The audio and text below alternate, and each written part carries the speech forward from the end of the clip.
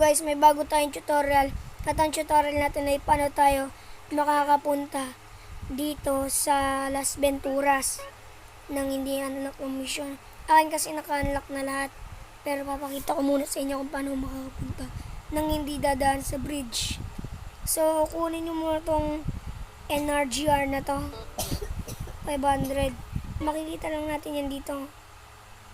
Dito kung nasan na, no? Diyan lang. So masasakay tayo dyan, guys. Bali, super dali lang to.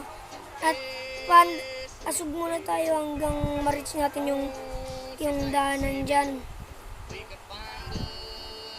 Hintayin lang natin, guys.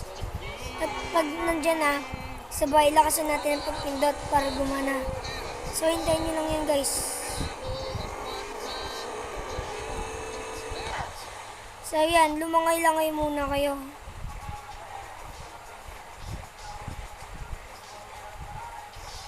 Hanggang sa ma-reach nyo yun. Pag na-reach nyo na, dun na, guys. Makakaano na kayo.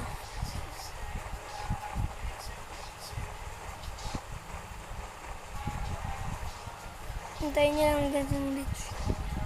So, pag na-reach natin, yun, magkaka-wanted star na kayo nun. Kailangan yung tumakbo. Akin, hindi ako makaka-wanted star kasi na-unlock ko na to. So, pinapakita ko lang, guys, kung paano makakapunta sa Las Venturas.